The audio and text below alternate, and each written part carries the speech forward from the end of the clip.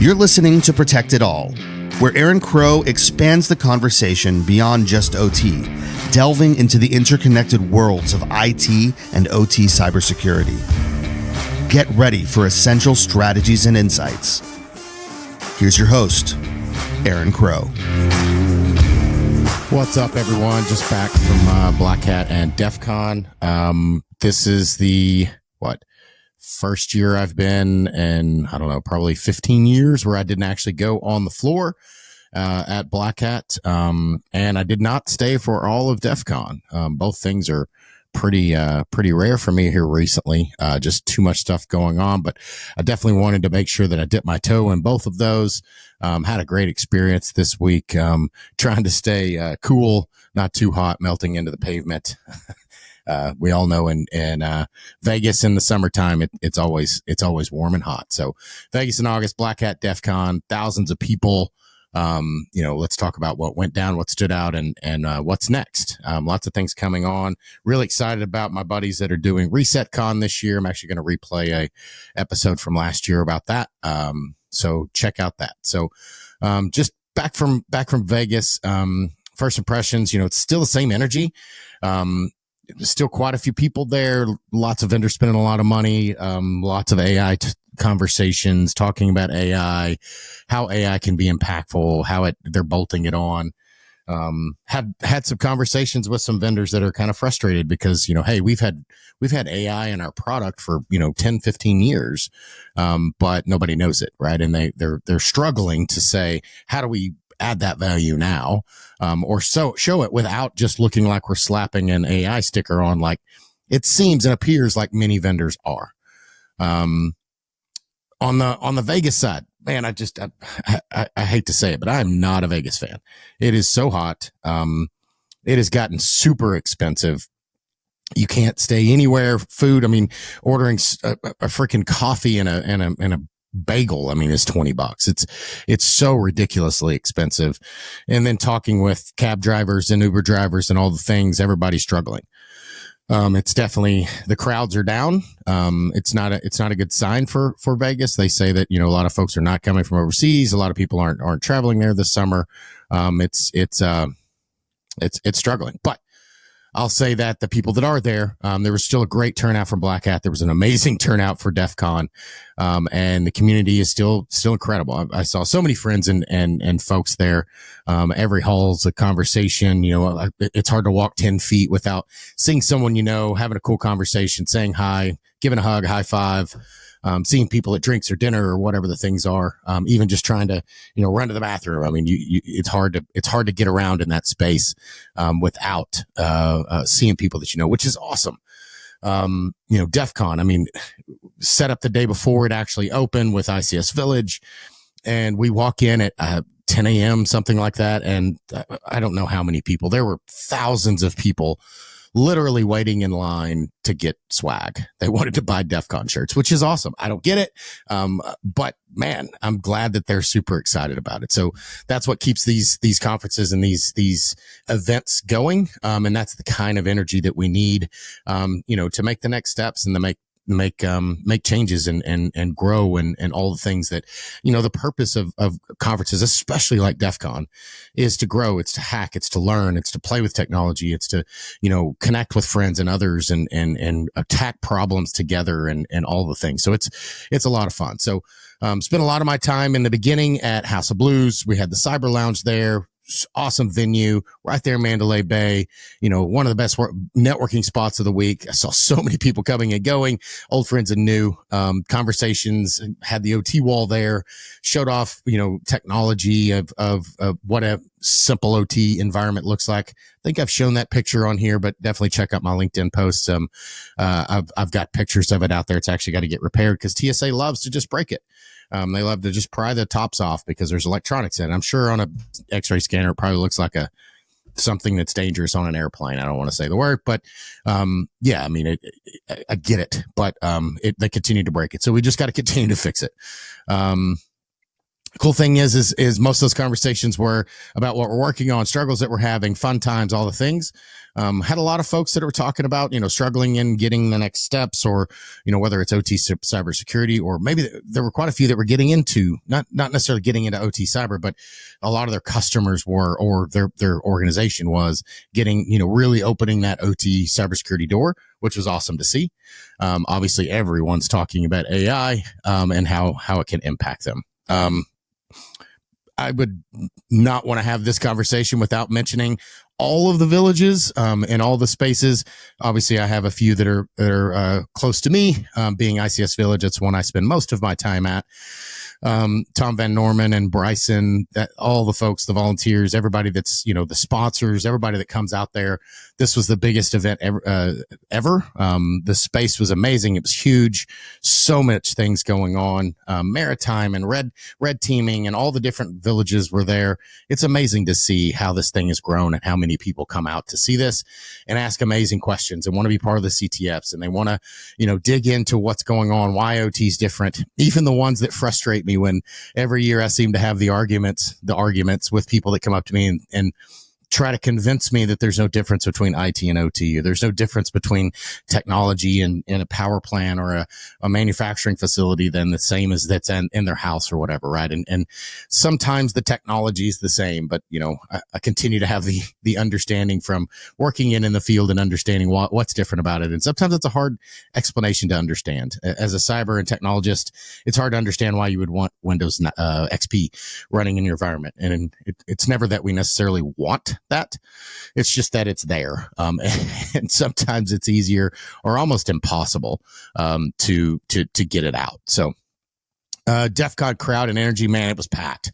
I don't know how many people were there. Talked to some of the goons on Thursday night, Friday, I don't remember which it was, and they were just talking about how it's more of the same. So many people. Those goons, guys, if you've never been to DEFCON, the volunteers for DEFCON are called goons. They're wearing the red shirts. They stand there all day long. They're walking hundreds and thousands of steps. It's incredible how much effort and work they do. And they're volunteers, guys, right? They're just like me and everybody else at the ICS Village. We're volunteers. We don't get paid for that, right? We're there to volunteer, to help, to give our time.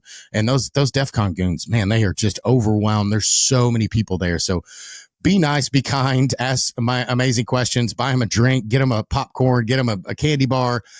Those guys and gals and folks really, really work hard to make sure that everybody has a fun time, is safe, and we can continue having these types of events. So DEFCON has, everything from students to seasoned hackers, people that have nothing to do with cybersecurity that just want to come out and hang because it's cool, it's fun. There's amazing villages and contests and weird projects, and there's hidden games and codes everywhere. I remember one of the first years being there, I was sitting at a talk, and literally in the seat next to me, there was a business card, and I looked at the business card, and long story short, it ended up becoming a puzzle, right? You had to figure out the puzzle. And if you figured it out in time, then you got to this place, and it was just a door in a hotel room, and it was just a party, right? It was just, but me and a few folks, like, we spent hours on that thing figuring it out. Cause step one would take you to this place and you go to this other place. Like it was a lot of fun. So somebody put a lot of time and effort, and those things are all over the place. So you get out of it what you put into it.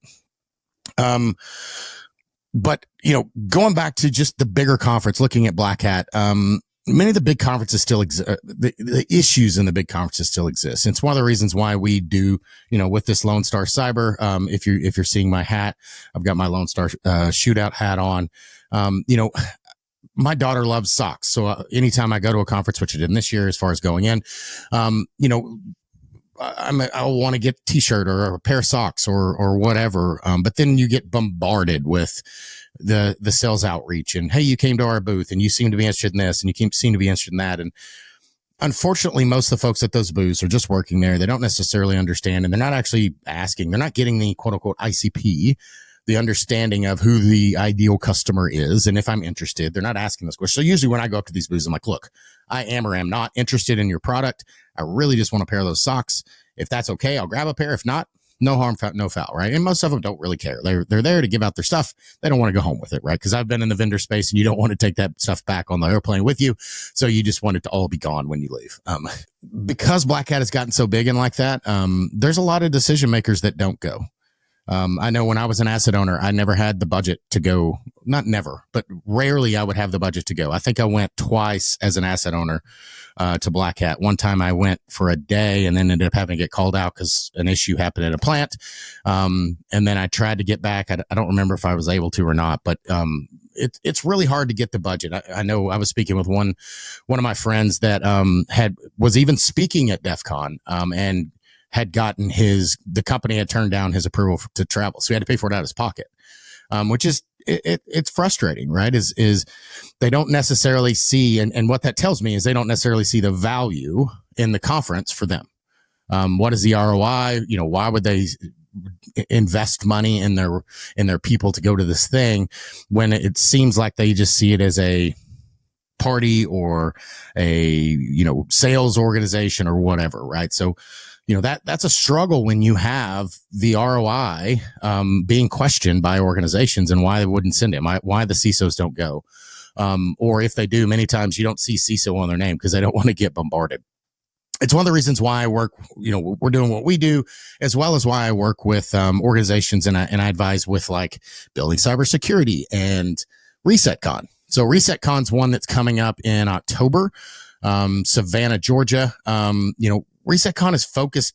I would say it's more like DEFCON than Black Hat in that it's focused on cutting edge research, exploitation, tradecraft, things like that in critical industry. It's like DEFCON meets university research meets critical infrastructure. So it's really focused. It's really niche. It's the second year. Last year went amazing venue, amazing city, amazing talks and conversations. It's not huge. It's very curated and niche. But really great feedback last year, had a lot of great conversations, a lot of a great talk. So highly recommend checking them out. Really working to get a lot of the villages out there. And, I think the prime sponsor this year is Amazon. So there's definitely some big value, being seen in this space. We'll be playing the replay episode from that ResetCon with the founders from it last year. But really check that out. If you're OT or IT or somewhere in between, you're wanting to get in, you're in that research conversation, anything like that, definitely check out that episode, on ResetCon. I think it's episode 18, talking about ResetCon. So if you were Black Hat or DEFCON, love to hear your side of the story. How did it go? What was your favorite thing? What did you like? What did you not like? If you're going to ResetCon, definitely let me know. Reach out to myself if you haven't heard about it or you want more details. They may still have talks open. I don't know. It's pretty late. But there's definitely some opportunities for folks to volunteer or just come and be part of it. Right. It's a great location. It's a great venue. It's lots of great conversations. So, definitely there's not a whole bunch of badge scanning and salesy type stuff. It's very much more villages and conversations and deep dives. With Lone Star, we are doing some Austin local events here coming up. If you're in Austin, Texas area, we've got a couple of happy hours and a dinner coming up, with the big event coming in November, where we're doing the next Lone Star Cyber Shootout, where it is a 1.5 day event where we start out with cyber dinner, and then the next morning we do shooting. We shoot guns out of helicopters. This year, we're going to do some cool stuff. Talking with our helicopter person, we are going to be shooting out of the helicopter at Humvees as the Humvees are moving. And we'll be shooting paintballs, so we're not going to be hurting anyone, but it'll be a lot of fun. So shotguns, pistols, great dinner, bourbon, cigars, Texas skyline, after it's cooled down quite a bit. So definitely one to check out. Details will be coming up in the next week. So definitely please reach out for that, and reach out. Y'all have a good one. And until I see you guys at the next conference, thanks a lot. Thanks for joining us on Protect It All, where we explore the crossroads of IT and OT cybersecurity. Remember to subscribe wherever you get your podcasts to stay ahead in this ever-evolving field. Until next time.